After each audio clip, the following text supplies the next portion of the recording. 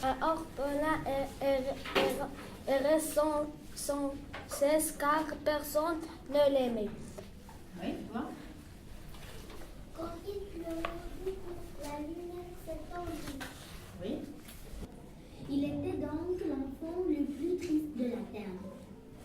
Mais son sort n'était pas le plus malheureux. Malheureux. Malheureux. Alors, il se mit à espérer. Oui. Tu vois?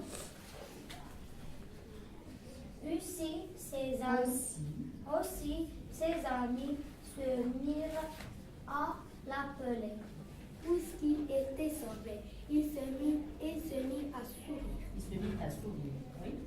C'est ainsi qu'il devint. C'est ainsi qu'il devint le garçon le plus aimé de la terre. Est-ce qu'il y a des mots que vous ne comprenez pas dans le texte? Un orphelin. Un orphelin, c'est un garçon dont l'un des parents est mort. Ou bien les deux. C'est un orphelin. Il errait. Un orphelin errait. Alors, errer, ça veut dire il marche sans savoir où il va. Il errait sans cesse car personne ne l'aimait. Alors, un orphelin errait sans cesse car personne ne l'aimait. Oui, il y a d'autres mots que vous ne comprenez pas dans le texte? Sans cesse. Alors, sans cesse, ça veut dire sans s'arrêter. Je relis le texte à voix haute. Suivez sur le livre. Un orphelin errait sans cesse car personne ne l'aimait. Comme il pleurait beaucoup, la lune s'attendrit. Il était donc l'enfant le plus triste de la terre. Mais son sort n'était pas le plus malheureux. Alors il se mit à espérer. Aussi ses amis se mirent à l'appeler. Puisqu'il était sauvé, il se mit à sourire. C'est ainsi qu'il devint le garçon le plus aimé de la terre. Regardez les mots qui sont en gras, en noir. Oui? Car, comme, donc, mais, alors, aussi, puisque, Ainsi.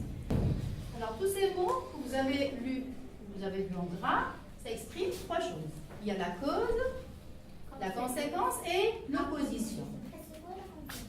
Alors, je vais expliquer. Cause, conséquence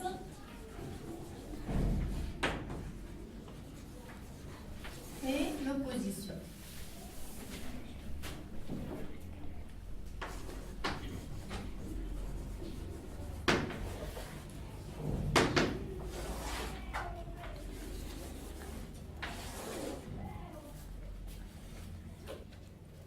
Ces trois mots, je vais les expliquer.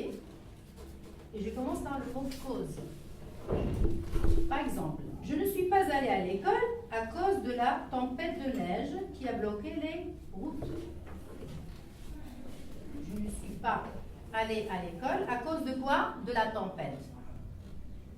C'est à cause de la tempête que je ne suis pas allée à l'école. C'est bon, ça exprime quoi? La cause. Donnez-moi un autre exemple. Oui. Il pleure parce qu'il a mal. Elle a mal. Elle pleure parce qu'elle a mal. Bien. Oui, elle a mal. Comme elle a mal, elle pleure. C'est une cause. Bien. Alors la conséquence. Je donne un exemple. La tempête de neige est trop forte. En conséquence, je ne pourrai pas aller à l'école. Alors, la conséquence, c'est l'inverse de la cause. Alors, la tempête de neige est trop forte. En conséquence, je ne pourrai pas aller à l'école. Donc, je ne pourrai pas aller à l'école. Si je reprends vos exemples, je suis malade, par conséquence, je ne vais pas Aller à l'école. Je ne vais pas. Il a mal, donc il pleure. Alors pour l'opposition, je donne un exemple. Cet homme est riche, mais il est malheureux. Même s'il est riche, il est malheureux. Alors, ça donne l'opposition. Le petit mot qui exprime l'opposition, c'est mais. Très bien. Donc mais exprime L'opposition. Maintenant, on va classer les petits mots du texte dans le tableau. Le premier mot, c'est ça exprime la cause, la conséquence ou l'opposition? La cause. Très bien. La cause exprime la cause. Oui? Le deuxième mot. Non, donnez-moi le mot d'abord. Alors, comme je l'ai écrit, il exprime la cause. Il y a des mots en gras. Car exprime quoi? La cause. Car. Oui? Je peux entendre le mot donc. Non. Exprime. Répète. Donc exprime. Donc, exprime la conséquence. Bien, donc. Oui? Mais. Très bien. Mais exprime l'opposition. Oui? Alors, allez, qui parle? Vas-y. Alors, exprime la conséquence. La conséquence. Très bien. Alors. Oui? Aussi. Aussi exprime. Alors, aussi exprime la Conséquence. conséquence. Très bien. Aussi exprime la conséquence. Alors, aussi exprime la conséquence. Écoutez bien dans le texte. Aussi, ses amis se mirent à l'appeler. Aussi. Est-ce qu'on peut remplacer aussi par donc? Oui. Oui. Donc, on peut dire, vas-y, dis la phrase. Au lieu de dire aussi, tu dis Donc, ses amis se mirent à appeler. à l'appeler. Bien, alors, donc, ses amis se mirent à l'appeler. Il y a d'autres mots? Puisque. Oui. Ça exprime? La cause. Non, la Conséquence. Mais la phrase qu'il y a là, regardez. Puisqu'il était sauvé, il se mit à sourire. Donc ça, c'est la cause. Puisqu'il. Alors, on peut la remplacer par car. Alors, qui va utiliser le mot car dans la phrase? Oui? Car elle était sauvée. Et il se met à sourire. Donc, il se mit à sourire car il était sauvé. Donc, ça montre bien que c'est la cause. Puisque.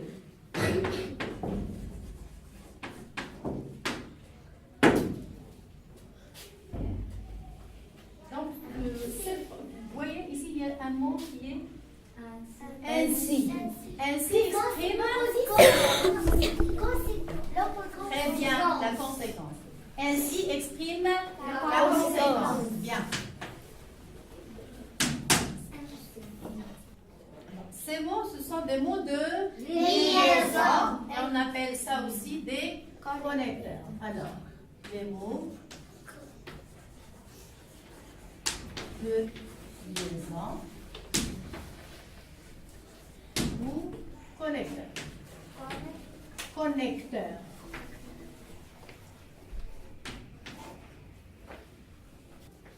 Donc, il existe beaucoup de mots invariables qui expriment la cause, la conséquence ou l'opposition. Ils sont très importants pour comprendre comment est construit logiquement un texte.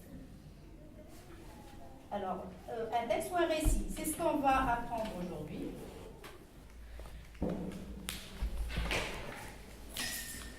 Prenez vos livres, page 52. Je complète les phrases en remplaçant le mot en gras avec Un synonyme. un synonyme. Bien, je complète les phrases en remplaçant le mot en gras avec un synonyme. Est-ce que vous avez reconnu que c'est le texte dans le cadre violet? Oui? Bien. Prenez vos crayons papier. Vous pouvez vous aider des mots qui sont au tableau. À votre travail.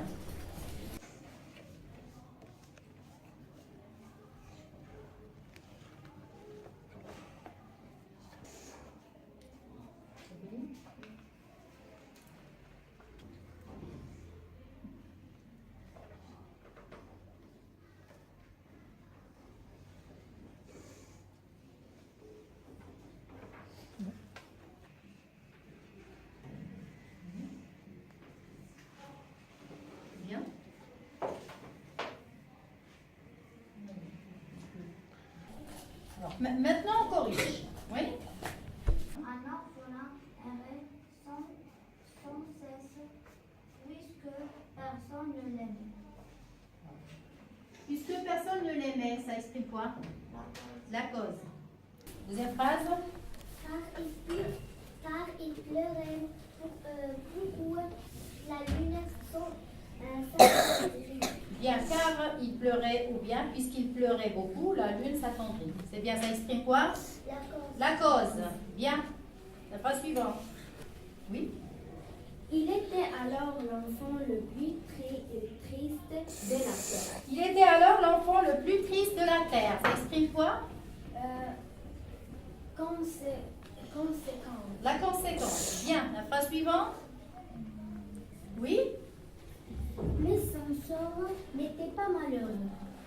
Il exprime l'opposition. Ça exprime l'opposition. Phrase suivante. Vas-y. Très bien. Donc Il se mit.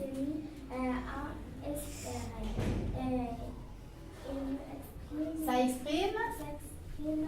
La conséquence. Bien. Ça exprime la conséquence. On peut dire aussi ainsi il se mit à espérer. Phrase suivante. Vas-y. Donc, ses amis se mirent à l'appeler. Alors, oui, ça exprime Conséquence. la conséquence. Bien. Donc, ses amis se mirent à l'appeler. Bien. Alors, corriger.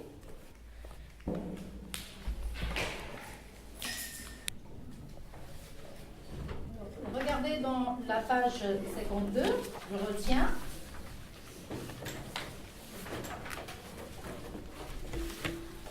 Ce qui est écrit en orange, ce sont d'autres connecteurs. Les mots de liaison dont Un récit. un récit comme pourtant, cependant, ainsi, car, parce que, assurant l'organisation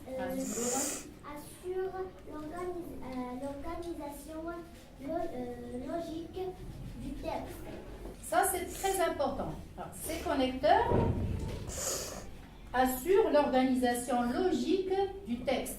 Grâce à ça, on comprend l'ordre des événements. Maintenant, on va faire des exercices. Prenez la fiche d'exercice qu'on vous a distribuée.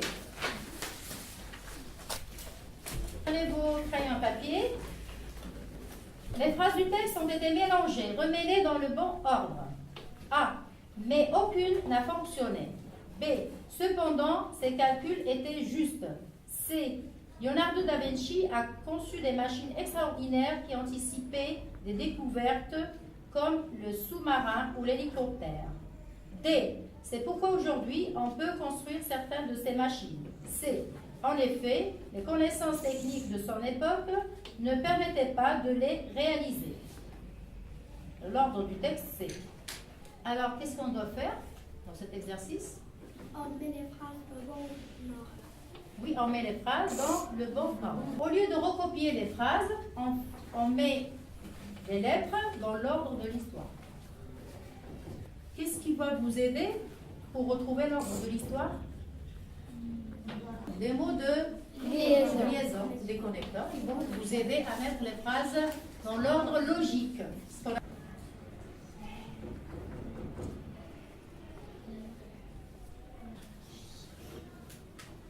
On corrige maintenant. Oui. C. Leonardo da Tu peux lire? Vinci. Est-ce que vous êtes d'accord? Oui, C. Très joli. Oui, Leonardo da Vinci a conçu des machines extraordinaires qui anticipaient des découvertes comme le sous-marin ou l'hélicoptère. Oui. Ah, Oui. vous êtes d'accord? Oui. Mais aucune n'a fonctionné. Phrase. Oui. E. En effet, les connaissances techniques de son époque ne permettaient pas de les réaliser. Non, non. B. Cependant, ces calculs étaient justes. C'est B. Oui. D. Cependant, D. Ces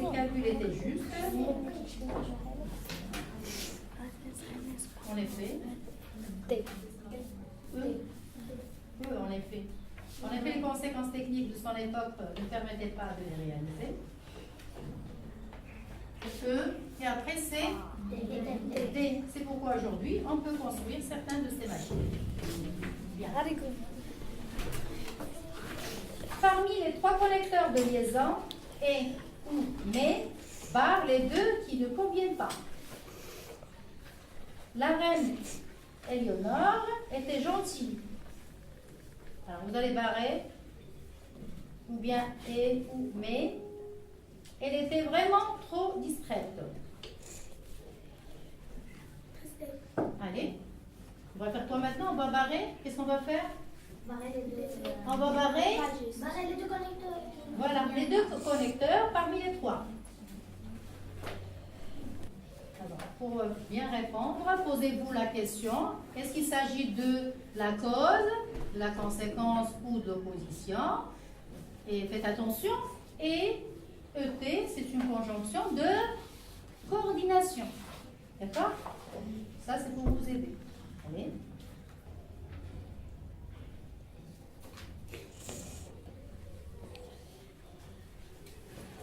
Alors, on va corriger cette première phrase. Alors, quel connecteur on va barrer? Oui? Et U. Et ET et OU. On va laisser Mais. Est-ce que vous êtes d'accord? Oui. Alors, tu vas lire la phrase, comme ça, on sait qu'il s'agit de quoi? Éléonore était gentille, mais il était vraiment trop distraite. Donc, ça exprime quoi? Opposition. Alors, on a bien compris que ces connecteurs nous aident à faire de bonnes phrases. Alors, j'ajoute aussi que OU est une conjonction de coordination, comme ET et ET. Alors, exercice numéro 4. Surligne les connecteurs dans le texte. Alors, vous allez lire le texte en silence et vous allez faire quoi? Surligner les connecteurs dans le texte. Complète avec des connecteurs pour rendre l'histoire cohérente. Vous allez faire quoi? On va compléter avec des connecteurs pour que la phrase soit cohérente. Ça veut dire pour que la phrase ait un sens. Et c'est vous qui allez choisir les connecteurs.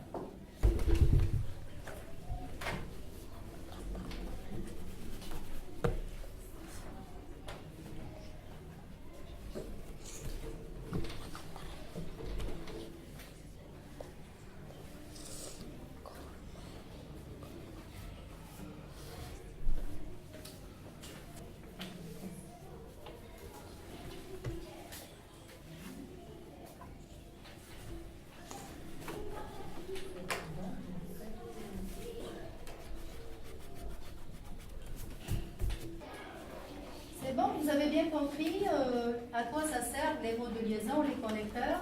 Oui, c'est très bien. Donc vous avez bien compris. Je vois que après ce que vous avez fait sur vos fiches, que vous avez bien compris. Très bien, merci. À la prochaine fois. Merci, madame. Allez, rangez vos affaires.